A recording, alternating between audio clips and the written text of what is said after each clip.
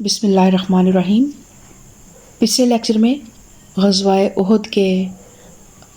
جو بھی حالات تھے، جن حالات میں غزوہ احد پیش آیا، اس کا پس منظر، اور غزوہ احد میں جو بھی مسلمانوں کے ساتھ ان کی شکست کا باعث بنا، ان کا جو بھی رویہ، اس کے بارے میں ہم نے سنا۔ اور آج ہم غزوہ احد کے تفصیلی حالات جو ہیں ان کا مطالعہ کریں گے۔ رب اشرح لی صدری ویسر لی امری واحلل عقدۃ من لسانی یفقہوا قولی ربی زدنی علما۔ بسم اللہ الرحمن الرحیم۔ وَإِذْ غَدَوْتَ مِنْ أَهْلِكَ تُبَوِّئُ الْمُؤْمِنِينَ مَقَاعِدَ لِلْقِتَالِ وَاللَّهُ سَمِيعٌ عَلِيمٌ۔ اے پیغمبر صلی اللہ علیہ وسلم، مسلمانوں کے سامنے اس موقع کا ذکر کرو جب تم صبح سویرے اپنے گھر سے نکلے تھے اور احد کے میدان میں مسلمانوں کو جنگ کے لیے جا بجا مامور کر رہے تھے۔ اللہ ساری باتیں سنتا ہے اور وہ نہایت باخبر ہے۔ اور ان پورے آیات کے سننے کے دوران آپ کو ایسے محسوس ہوگا کہ اللہ تعالیٰ ہر وقت، اب اللہ تعالیٰ کی ذات کی موجودگی کا احساس آپ کو ہوگا۔ اس جنگ کے حالات جیسے جیسے آپ پڑھیں گے تو آپ کو ایسے لگے گا کہ جیسے اللہ تعالیٰ وہاں پہ خود موجود تھا۔ اور اس میں کوئی شک نہیں ہے کہ اللہ تعالیٰ کی ذات بے شک ہر وقت ہر جگہ موجود ہوتی ہے، لیکن ہم انسانوں کو اس چیز کا احساس نہیں ہوتا۔ لیکن جب ہم قرآن کی ان آیات کا مطالعہ کرتے ہیں اور تب ہمیں پتہ چلتا ہے اور ہمیں ایک ثبوت ملتا ہے کہ کس طرح اللہ تعالیٰ جو ہے اپنے علم کے ساتھ ہر جگہ کا اللہ پاک نے احاطہ کیا ہوا ہے، اور کس طرح ہر انسان کے شاہراہ سے بھی قریب ہے اللہ تعالیٰ کی ذات۔ اذ ہمت طائفتان منکم ان تفشلا واللہ ولیہما وعلی اللہ فلیتوکل المؤمنون۔ یاد کرو جب تم میں سے دو گروہ بزدلی دکھانے پر آمادہ ہو گئے تھے، حالانکہ اللہ ان کی مدد پر موجود تھا، اور مومنوں کو اللہ ہی پر بھروسہ رکھنا چاہیے۔ آخر اس سے پہلے جنگ بدر میں اللہ تمہاری مدد کر چکا تھا، حالانکہ اس وقت تم بہت کمزور تھے، لہٰذا تم کو چاہیے کہ اللہ کی ناشکری سے بچو۔ امید ہے کہ اب تم شکر گزار بنو گے۔ اور کن دو گروہوں کا ذکر ہو رہا ہے؟ جب عبداللہ بن ابی اپنے ساتھیوں کے ساتھ اس لشکر کو چھوڑ کر جب واپس گیا تو بنو سلمہ اور بنو حارثہ، یہ دو گروہ بھی اپنی ہمت کھونے لگ پڑے تھے۔ تو ان دو گروہوں کا اللہ پاک ذکر فرما رہا ہے۔ اذ تقول للمؤمنین لن یکفیکم ان یمدکم ربکم بثلاثۃ آلاف من الملائکۃ منزلین۔ یاد کرو جب تم مومنوں سے کہہ رہے تھے، کیا تمہارے لیے یہ بات کافی نہیں ہے کہ اللہ 3000 فرشتے اتار کر تمہاری مدد کرے؟ بے شک اگر تم صبر کرو اور خدا سے ڈرتے ہوئے کام کرو تو جس آن تمہارے دشمن تمہارے اوپر چڑھ کر آئیں گے، اسی آن تمہارا رب 3000 نہیں 5000 صاحب نشان فرشتوں سے تمہاری مدد کرے گا۔ یہ بات اللہ نے تمہیں اس لیے بتا دی ہے کہ تم خوش ہو جاؤ اور تمہارے دل مطمئن ہو جائیں۔ فتح و نصرت جو کچھ بھی ہے اللہ ہی کی طرف سے ہے، جو بڑی قوت والا اور دانا و بینا ہے۔ تو صحابہ کرام کے حوصلوں کو بلند کرنے کے لیے نبی کریم صلی اللہ علیہ وآلہ وسلم نے ان کو یاد کرایا، ان کو یہ الفاظ بولے کہ یاد کرو، ان کو یہ الفاظ بولے اگر عبداللہ بن ابی کا لشکر وہ 300 آدمی چلے گئے ہیں تو کیا تمہارے لیے یہ بات کافی نہیں ہے کہ اللہ تعالیٰ ان 300 انسانوں کی بجائے 3000 فرشتے اتار کر تمہاری مدد فرمائے گا۔ تو اللہ تعالیٰ آپ صلی اللہ علیہ وآلہ وسلم کو قرآن پاک میں وہ وقت یاد کرا رہے ہیں جب آپ نے یہ بات لشکر میں موجود لوگوں سے فرمائی۔ لِيَقْطَعَ طَرَفًا مِّنَ الَّذِينَ كَفَرُوا أَوْ يَكْبِتَهُمْ فَيَنقَلِبُوا خَائِبِينَ۔ اور یہ مدد وہ تمہیں اس لیے دے گا تاکہ کفر کی راہ چلنے والوں کا ایک بازو کاٹ دے، یا ان کو ایسی ذلیل شکست دے کہ وہ نامرادی کے ساتھ پسپا ہو جائیں۔ لیس لک من الامر شیء او یتوب علیہم او یعذبہم فانہم ظالمون وللہ ما فی السماوات وما فی الارض یغفر لمن یشاء ویعذب من یشاء واللہ غفور رحیم۔ اے پیغمبر صلی اللہ علیہ وسلم، فیصلے کے اختیارات میں تمہارا کوئی حصہ نہیں ہے۔ اللہ کو اختیار ہے، چاہے انہیں معاف کرے چاہے سزا دے، کیونکہ وہ ظالم ہے۔ زمین اور آسمانوں میں جو کچھ ہے اس کا مالک اللہ ہے، جس کو چاہے بخش دے اور جس کو چاہے عذاب دے، وہ معاف کرنے والا اور رحیم ہے۔ یعنی جب نبی کریم صلی اللہ علیہ وآلہ وسلم زخمی ہوئے احد میں، تو آپ صلی اللہ علیہ وآلہ وسلم کے منہ سے کفار کے حق میں بد دعا نکل گئی، اور آپ نے فرمایا کہ وہ قوم کیسے فلاح پا سکتی ہے جو اپنے نبی کو زخمی کرے۔ تو پھر اس بات کے جواب میں اللہ تعالیٰ نے یہ آیت ارشاد فرمائی کہ فیصلے کے اختیار میں تمہارا کوئی حصہ نہیں ہے، کیونکہ ہدایت اللہ تعالیٰ کے اختیار میں ہے۔ کسی بھی انسان کو ہدایت دے دینا کسی انسان کے بس میں نہیں ہے، وہ اللہ کے حکم سے ملتی ہے اور اسی انسان کو ملتی ہے جو اس کو ڈیزرو کرتا ہے۔ اور انسان کا دل اللہ کی دو انگلیوں کے درمیان ہے۔ اللہ تعالیٰ جب چاہے، جیسے وہ دریاؤں کے رخ موڑنے پہ قادر ہے، اس طرح وہ دلوں کے بھی رخ موڑنے پہ قادر ہے۔ تو اس لیے اللہ تعالیٰ نے فرمایا کہ تمہیں اس لیے اختیار کا حصہ نہیں ہے کہ کیوں،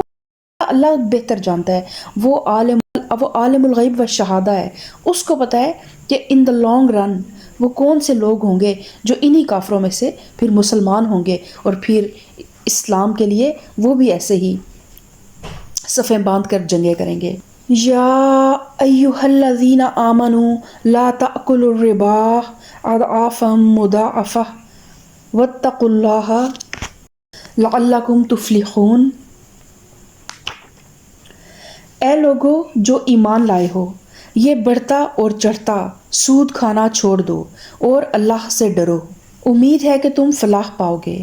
اس آگ سے بچو جو کافروں کے لیے مہیا کی گئی ہے، اور اللہ اور رسول کا حکم مان لو، توقع ہے کہ تم پر رحم کیا جائے گا۔ دوڑ کر چلو اس راہ پر جو تمہارے رب کی بخشش اور اس کی جنت کی طرف جاتی ہے، جس کی وسعت زمین اور آسمانوں جیسی ہے، اور وہ ان خدا ترس لوگوں کے لیے مہیا کی گئی ہے جو ہر حال میں اپنے مال خرچ کرتے ہیں، خواہ بدحال ہوں یا خوشحال، جو غصے کو پی جاتے ہیں اور دوسروں کے قصور معاف کر دیتے ہیں، اور ایسے ہی نیک لوگ اللہ تعالیٰ کو بہت پسند ہیں۔ تو جیسا کہ غزوہ احد کے حالات میں نے آپ کو بتایا، اور شکست کی وجوہات میں بھی آپ کو بتایا کہ آپ صلی اللہ علیہ وآلہ وسلم نے عبداللہ بن جبیر رضی اللہ تعالیٰ عنہ کی سرپرستی میں 50 تیر اندازوں کا جو ایک دستہ گھاٹی پر آپ صلی اللہ علیہ وآلہ وسلم نے متعین کیا تھا، اور انہیں حکم دیا تھا کہ چاہے پرندے ہماری بوٹیاں نوچنے لگ پڑیں، تم لوگوں نے اس جگہ کو نہیں چھوڑنا۔ لیکن جب ان لوگوں نے دیکھا کہ نیچے لوگ مال غنیمت جمع کر رہے ہیں، تو یہ سب لوگ نبی کریم صلی اللہ علیہ وآلہ وسلم کے اس حکم کو بھول کر مال غنیمت کی طرف لپکے۔ تو اللہ تعالیٰ جو ہے وہ دلوں کے بھید جانتا ہے۔ اللہ تعالیٰ نے مسلمانوں کی اس کمزوری کو بھانپ لیا کہ ان کے اندر کہیں نہ کہیں مال کے طمع سے ان کے دل جو ہے نا وہ مغلوب ہو گئے، اور اپنے کام کو تکمیل تک پہنچانے کی بجائے غنیمت کو لوٹنے میں لگ گئے۔ اس لیے اس حکیم مطلق نے اس حالت کی اصلاح کے لیے زر پرستی کے سرچشمے پر بند باندھنا ضروری سمجھا۔ زر پرستی بھی ایک بہت گندا جذبہ ہے، اور یہ بھی ایک اس طرح کا جذبہ ہے کہ اگر یہ کسی انسان کے اندر جب ایک حد سے بڑھ جائے تو پھر وہ انسان جو ہے وہ انسانیت کی تمام حدوں کو پار کر سکتا ہے۔ مسلمانوں نے تو ایک انتہائی، ان کی شاید کوئی دل میں برائی نہیں تھی، کوئی کھوٹ نہیں تھا، کسی دوسرے انسان کو نقصان پہنچانا نہیں تھا۔ انہوں نے سمجھا کہ ہمیں فتح ہوئی ہے اور یہ چیز اب ہمارا اس پہ حق ہے۔ لیکن اللہ تعالیٰ نے اس کے پیچھے بھی جو باریک سا ایک جذبہ تھا زر پرستی کا، اللہ تعالیٰ نے اس کو بھانپ لیا اور پھر اس پر بند باندھنا ضروری سمجھا، اور حکم دیا کہ پھر ساتھ ہی اللہ تعالیٰ نے سود کو بھی، ان آیات کے فوراً بعد اللہ تعالیٰ نے پھر سود کا بھی حکم دیا کہ سود خوری سے باز آ جاؤ، جس میں آدمی دن رات اپنے نفع کے بڑھنے اور چڑھنے کا حساب لگاتا رہتا ہے، اور جس کی وجہ سے آدمی کے اندر روپے کی ہرس اس قدر بڑھ جاتی ہے کہ وہ پھر صرف اپنی ذات کے علاوہ اور کسی کے بارے میں سوچتا ہی نہیں، اپنے نفع کے علاوہ اسے دوسرے کسی کا نقصان یا نفع نظر نہیں آ رہا ہوتا۔ اور پھر اللہ تعالیٰ نے آیت کے آخر میں اللہ تعالیٰ نے فرمایا کہ واللہ یحب المحسنین، کہ اللہ تعالیٰ احسان کرنے والوں کو پسند کرتا ہے۔ تو کیونکہ جس بھی معاشرے میں سود کا نظام موجود ہوتا ہے نا، تو اس معاشرے میں سود خوری کی وجہ سے دو قسم کی اخلاقی رویے پیدا ہو جاتے ہیں، بلکہ اخلاقی مرض پیدا ہو جاتے ہیں۔ جو سود لینے والا ہوتا ہے اس کے اندر ہرس، طمع، بخل اور خود غرضی پیدا ہو جاتی ہے، اور اس کے پیرالل میں جو لوگ سود دے رہے ہوتے ہیں اپنے تھوڑے مال میں سے بھی وہ اپنے کھالیں اتار کے، اپنے پیٹ کاٹ کر، اپنے بچوں کے حق مار کے ان کے حق کا مال جو ہے وہ جب کسی سود خور کو دیتے ہیں تو پھر ان کے رویے میں نفرت اور غصہ، بغض اور حسد پیدا ہو جاتی ہے۔ تو کہیں نہ کہیں احد کی شکست میں ان دونوں قسم کی بیماریوں کا کچھ نہ کچھ حصہ شامل تھا۔ تو اللہ تعالیٰ مسلمانوں کو بتاتا ہے کہ سود خوری سے فریقین میں جو اخلاقی رذائل پیدا ہوتے ہیں، ان کے بالکل برعکس اللہ پاک پھر انفاق فی سبیل اللہ پر ابھارتا ہے اور فرماتا ہے کہ یہ دوسری قسم جو ہے، اس سے اللہ تعالیٰ آپ کے اندر وہ اخلاق اور اوصاف حسنہ پیدا کرے گا جس کے نتیجے میں اللہ تعالیٰ کی بخشش اور اس کی جنت اور اس کی دوسری قسم کی تمام نعمتیں جس کا اس نے وعدہ کیا ہے وہ انسانوں کو اللہ تعالیٰ دے گا، جو اس نیک روش پر چلیں گے، جو ہر حال میں اپنے مال کو خرچ کرتے ہیں، خواہ بدحال ہوں یا خوشحال، اور جو غصے کو پی جاتے ہیں اور دوسروں کے قصور کو معاف کر دیتے ہیں۔ والذین اذا فعلوا فاحشة او ظلموا انفسهم ذکروا اللہ فاستغفروا لذنوبهم ومن یغفر الذنوب الا اللہ ولم یصروا علی ما فعلوا وهم یعلمون۔ اور جن کا حال یہ ہے کہ اگر کبھی کوئی فحش کام ان سے سرزد ہو جاتا ہے یا کسی گناہ کا ارتکاب کر کے وہ اپنے اوپر ظلم کر بیٹھتے ہیں تو معاً انہیں اللہ یاد آ جاتا ہے اور وہ اس سے اپنے قصور کی معافی چاہتے ہیں، کیونکہ اللہ کے سوا اور کون ہے جو گناہ کو معاف کر سکتا ہے، اور وہ دیدہ اور دانستہ اپنے کیے پر اصرار نہیں کرتے۔ تو اب یہ بات یہاں پہ ذکر مومنین کا ہی ہو رہا ہے، پیچھے اللہ تعالیٰ نے مومنوں کی خوبیاں بتائی ہیں، لیکن مومن کوئی بھی انسان ہے بہرحال وہ خطا کا پتلا ہے، ہر وقت شیطان کے نرغے میں ہے، اور وہ بھی جذبات سے بنا ہوا ایک گوشت پوست کا انسان ہے، وہ اس سے بھی کوئی گناہ، کوئی غلطی، کچھ بھی ایسا جب کام ہو جاتا ہے، ایون یہاں پہ اللہ تعالیٰ نے فحش کا لفظ استعمال کیا ہے کہ بعض اوقات انسان شیطان جو ہے اس کو کچھ اس طرح کی غلط ترغیب دیتا ہے کہ انسان سے کوئی چھوٹا موٹا گناہ اس ٹائپ کا جب سرزد ہو جاتا ہے تو وہ پھر کیا کرتا ہے کہ اس کو فوراً احساس ہو جاتا ہے۔ حدیث کا مفہوم اس طرح ہے کہ نبی کریم صلی اللہ علیہ وسلم سے کسی نے پوچھا کہ یا رسول اللہ گناہ کیا ہے، ہمیں بھی کس طرح پتہ چلے گا یہ کام گناہ ہے؟ تو آپ صلی اللہ علیہ وسلم نے فرمایا کہ جو بات تمہارے دل میں کھٹکے کہ اس بات کا لوگوں کو پتہ نہ چل جائے تو وہ گناہ ہے۔ تو پھر وہ جب کسی گناہ کا ارتکاب کر بیٹھتے ہیں تو ایک مومن کے اندر قدرتی اللہ تعالیٰ نے یہ ایک چیز رکھی ہوتی ہے کہ وہ پھر سکون نہیں آتا اس کی روح کو، اس کی روح بے چین ہو جاتی ہے، تو فوراً انہیں اپنا رب یاد آتا ہے اور اپنے قصوروں کی معافی چاہتے ہیں۔ تو اللہ تعالیٰ کو وہ انسان یا وہ مومن زیادہ پسند ہوتا ہے جس سے غلطی ہوتی ہے اور پھر وہ پلٹ کے اللہ سے جب معافی مانگتا ہے نا، تو یہ جو پلٹنے کا انداز ہے نا، یہ اللہ تعالیٰ کو بہت پسند ہے۔ تو کسی بھی انسان سے جتنے بھی گناہ ہو چکے ہوں، اس کے رب کی رحمت نے اس پوری کائنات کا احاطہ کیا ہوا ہے، تو توبہ کے دروازے ہر وقت کھلے ہیں، تو فوراً اللہ تعالیٰ کی طرف پلٹ جائیں اور گناہوں سے نیکیوں کی طرف ہجرت کر لیں، تو اللہ تعالیٰ آپ کے سارے قصور معاف کر دے گا انشاءاللہ تعالیٰ۔ اور پھر اللہ تعالیٰ فرماتا ہے کہ اور وہ دیدہ اور دانستہ اپنے کیے پر اصرار نہیں کرتے، کیونکہ ایک یہ رویہ بھی ہم میں عموماً پایا جاتا ہے کہ ہمیں پتہ ہوتا ہے کہ ہم سے غلطی ہو گئی ہے، لیکن ہمارا ایک ایگو، ہماری ہٹ دھرمی، ہمارا تکبر، یا اس کو ایڈمٹ کرنے سے جو ہمیں ہوتا ہے کہ ہم کسی کے آگے چھوٹے ہو جائیں گے، یہ چیز بعض اوقات ہمیں ہمارے گناہ کو، ہماری غلطی کو ایڈمٹ نہیں کرنے دیتی۔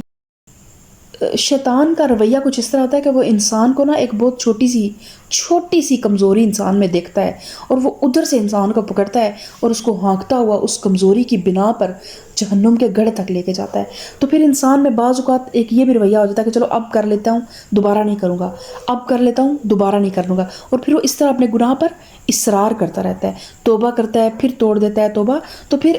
اللہ تعالیٰ اس طرح کے لوگوں کو پسند نہیں کرتا، اور اللہ تعالیٰ کن کو پسند کرتا ہے؟ جو اپنے گناہوں پر اصرار نہیں کرتے۔ اولئک جزاؤہم مغفرۃ من ربہم وجنات تجری من تحتہا الانہار خالدین فیہا ونعم اجر العاملین۔ ایسے لوگوں کی جزا ان کے رب کے پاس یہ ہے کہ وہ ان کو معاف کر دے گا، اور ایسے باغوں میں انہیں داخل کرے گا جن کے نیچے نہریں بہتی ہوں گی، اور وہ وہاں ہمیشہ رہیں گے۔ کیسا اچھا بدلہ ہے نیک عمل کرنے والوں کے لیے۔ تم سے پہلے بہت سے دور گزر چکے ہیں، زمین میں چل پھر کر دیکھ لو کہ ان لوگوں کا کیا انجام ہوا جنہوں نے اللہ کے احکام اور ہدایت کو جھٹلایا۔ یہ لوگوں کے لیے ایک صاف اور صریح تنبیہ ہے، اور جو اللہ سے ڈرتے ہوں ان کے لیے ہدایت اور نصیحت، کہ یعنی یہ ایک ہی قرآن ہے، اور ان لوگوں کے لیے تو ایک تنبیہ ہے کہ تمہیں ایک لاسٹ وارننگ ہے کہ اس کے بعد تمہارے پاس تمہارے لیے آگے وہ حساب کا دن موجود ہے۔ اور پھر جن لوگوں کو اس چیز پر یقین نہیں ہے، ٹھیک ہے، اگر ہم نے عذاب شدہ قومیں نہیں دیکھی، یا ہم وہ اس دور سے بہت آگے نکل آئے ہیں، ہمیں نہیں پتا کب قوموں پہ عذاب آئے، ایک دن کے لیے آپ صرف قبرستان میں چلے جائیں، اور اس قبرستان میں جا کے نا صرف اس تھوڑی دیر کے لیے ان تمام اس علاقے کو، قبرستان کے جتنا ایریا نا، اس کو آپ نظر بھر کے دیکھیں، تو وہ جو قبروں کے اندر مٹی میں سوئے ہوئے انسان ہیں نا، ان کے آپ کتبے پڑھیں، تو ان میں سے کوئی کسی عہدے پہ ہوگا، کوئی چودھری ہوگا، کوئی پتہ نہیں کون ہوگا، لیکن پھر انجام کیا ہوا؟ تو لازمی نہیں ہے کہ ہم کوئی عذاب شدہ قوم ہی دیکھیں تو ہمیں آخرت کے دن پر یقین آئے یا اپنے انجام کا یقین آئے۔ یہ قبرستان میں گزارنے والا آدھا گھنٹہ آپ کو آپ کی ساری اوقات بتا دیتا ہے انسان کو، اگر انسان عبرت لینا چاہے تب۔ ان لوگوں کے لیے جو اللہ سے ڈرتے ہوں ان کے لیے یہ کیا ہے؟ ہدایت اور نصیحت ہے۔ وَلَا تَهِنُوا وَلَا تَحْزَنُوا وَأَنْتُمُ الْأَعْلَوْنَ إِن كُنتُم مُؤْمِنِينَ۔ دل شکستہ نہ ہو، غم نہ کرو، تم ہی غالب رہو گے اگر تم مومن ہو۔ اس وقت اگر تمہیں چوٹ لگی ہے تو اس سے پہلے ایسی ہی چوٹ تمہارے مخالف فریق کو بھی لگ چکی ہے۔ تو اب دیکھیں اللہ تعالیٰ کس طرح کتنے محبت کے ساتھ، مسلمانوں کی ہی غلطی تھی، انہوں نے اپنی غلطی ہی کی وجہ سے یہ اتنی بڑی چوٹ کھائی کہ 70 صحابہ کرام جو ہیں وہ غزوہ احد میں شہید ہوئے، اور مسلمانوں کو بہت بڑا ایک جذباتی صدمہ ملا۔ لیکن اللہ تعالیٰ پھر ان کو جب اللہ تعالیٰ نے ان کے غم کا، جب اللہ تعالیٰ کو بھی اندازہ ہے، لیکن یہ اللہ تعالیٰ کی حکمت تھی کہ مسلمانوں کو اس فیز سے گزارنا تھا تاکہ آئندہ زندگی میں، اللہ کو پتہ تھا کہ انہیں اور کون سی غنیمتیں ملنے والی ہیں، تو اگر ان کے اندر یہ زر پرستی آ گئی تو یہ کبھی بھی آگے بڑھ کے دین پیچھے رہ جائے گا اور زر پرستی آگے بڑھ جائے گی۔ تو اللہ تعالیٰ نے پھر مسلمانوں کے لیے وہ ایک غزوہ احد میں جو ان کو جزوی شکست ہوئی وہ ایک سبق کے طور پہ اللہ تعالیٰ نے رکھی، لیکن پھر اللہ تعالیٰ ایک شفیق ماں کی طرح کہتا ہے کہ تم دل شکستہ نہ ہو اور غم نہ کرو، تم ہی غالب رہو گے اگر تم مومن ہو۔ اور پھر اللہ تعالیٰ ساتھ ہی غزوہ بدر کا واقعہ یاد دلا رہا ہے کہ اگر تمہیں چوٹ لگی ہے تو اس سے پہلے ایسی ہی چوٹ تمہارے مخالف فریق کو بھی لگ چکی ہے، کیونکہ غزوہ بدر میں اس طرح ہی 70 جو ہے وہ کفار کے سردار ہلاک ہوئے تھے۔ تو اللہ تعالیٰ فرماتا ہے کہ،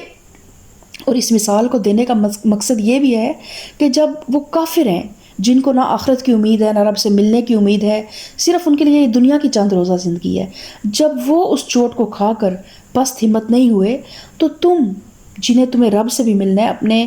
آخرت میں اللہ تعالیٰ اتنے بڑے بڑے وعدے کر رہے ہیں، تو تم کیوں ہمت ہار رہے؟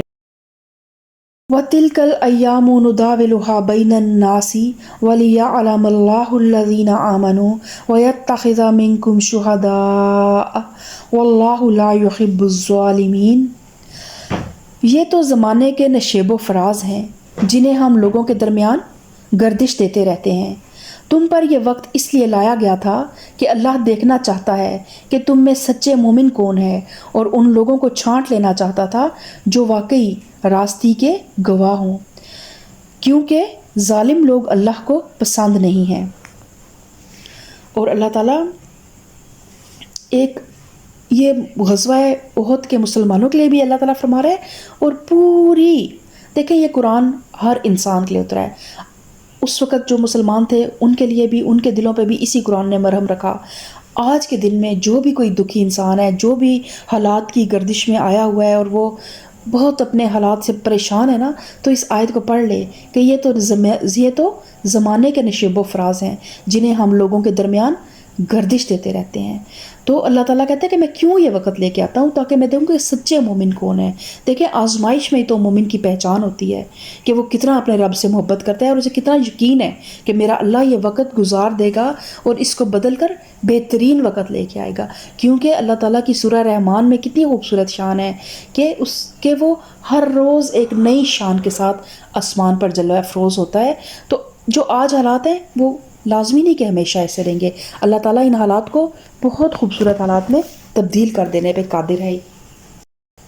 اور اس کا مطلب یہ بھی ہے کہ اللہ تعالیٰ نے جو احد کے میدان میں یہ جو کچھ بھی ہوا، اس سے اللہ تعالیٰ کا مقصد یہ تھا کہ اہل ایمان اور منافقین کے اس مخلوط گروہ میں سے، جن میں اس وقت وہ سارے نکلے تھے نا مدینہ سے، جو 1000 صحابہ کرام کا جو لشکر تھا، وہ ایک اس میں منافق بھی تھے۔ تو اللہ تعالیٰ ان لوگوں کو چھانٹ کر الگ کر لینا چاہتا تھا جو حقیقت میں شہداء علی الناس تھے، یعنی کہ اس منصب جلیل پر فائز ہونے کے اہل تھے جس پر امت مسلمہ کو سرفراز کیا گیا۔ اور دیکھیں وہ جو کھوٹے سکے تھے وہ راستے سے ہی واپس پلٹ گئے۔ وَلِيُمَحِّصَ اللَّهُ الَّذِينَ آمَنُوا وَيَمْحَقَ الْكَافِرِينَ، اور وہ اس آزمائش کے ذریعے سے مومنوں کو الگ چھانٹ کر کافروں کی سرکوبی کر دینا چاہتا تھا۔ کیا تم نے یہ سمجھ رکھا ہے کہ یوں ہی جنت میں چلے جاؤ گے، حالانکہ ابھی اللہ نے یہ تو دیکھا ہی نہیں کہ تم میں سے وہ کون لوگ ہیں جو اس کی راہ میں جانیں لڑانے والے اور اس کی خاطر صبر کرنے والے ہیں۔ تم تو موت کی تمنائیں کر رہے تھے، مگر یہ اس وقت کی بات تھی جب موت تمہارے سامنے نہ آئی تھی۔ لو اب وہ تمہارے سامنے آ گئی اور تم نے اسے آنکھوں سے دیکھ لیا۔ تو یہ اشارہ ہے ان امنگوں کی طرف اور شہادت کی ان تمناؤں کی طرف جس کا اصرار کر کے مدینہ سے یہ لوگ نبی کریم صلی اللہ علیہ وسلم کو باہر لے کر آئے تھے کہ ہم باہر نکل کر فیصلہ کریں گے، باہر نکل کر ہم جنگ کریں گے۔ تو بہت خوبصورت آیات تھیں۔ غزوہ احد کے ساتھ ساتھ اللہ تعالیٰ ایسے لگتا ہے کہ جیسے ایک شفیق سائے کی طرح، رحمت کی طرح، رحمت کے ایک بادل کی طرح اپنی خاطر جنگ کرنے والے، اپنی راہ میں جہاد کرنے والوں کے قدم قدم پہ ان کے ساتھ ہے۔ اور یہ غزوہ احد کا ذکر یہاں پہ کرنے کا مقصد کیا ہے؟ تاکہ بعد میں آج کے دور میں جو لوگ بھی جہاد کریں گے، جہاد لازمی نہیں کہ ہم میدان جنگ میں کریں گے۔ آج کے دور میں ہر مسلمان ایک جہاد کر رہا ہے، باہر سوائے فتنوں کے اور کچھ بھی نہیں ہے۔ آج کے دور میں جس عورت نے اپنے پردے کو بچایا ہوا ہے، جس عورت نے اپنے حجاب کو بچایا ہوا ہے، جس عورت نے اپنے آپ کو مخلوط محفلوں سے بچایا ہوا ہے، جس ماں نے اپنی بچیوں کو بے حیائی سے بچایا ہوا ہے، وہ ہر عورت اس وقت جہاد کر رہی ہے۔ اور اس طرح ہی وہ ہر مرد بھی اس وقت جہاد کر رہا ہے جو اس فتنوں کے دور میں اپنے دین کو بچا کے آخرت کی راہ پر اللہ سے ملنے کے لیے وہ اپنی منزل کی طرف قدم قدم بڑھ رہا ہے۔ تو ہر قدم پہ اللہ تعالیٰ اس کے ساتھ ہے۔ تو اللہ تعالیٰ اس طرح ہی ہمارے ہر قدم پہ اللہ تعالیٰ ہمارے ساتھ رہے، اور ہر قدم پہ اللہ تعالیٰ ہمیں کبھی بھی ہمارے قدم جو ہے اللہ تعالیٰ بھٹکنے بھی نہ دے، بہکنے بھی نہ دے، کسی ایسی آزمائش ہمارے آگے نہ آ جائے کہ جس کے آگے ہم گھٹنے ٹیک دیں۔ اللہ تعالیٰ ہمارے ایمان کو ہمیشہ سلامت رکھے، اور ہمیشہ اللہ تعالیٰ ہمیں اپنی غیب سے اپنی مدد اور تائید اور نصرت ہمیشہ ہمارے شامل حال رکھے، آمین ثم آمین۔ سبحان ربک رب العزت عما یصفون وسلام علی المرسلین والحمد للہ رب العالمین۔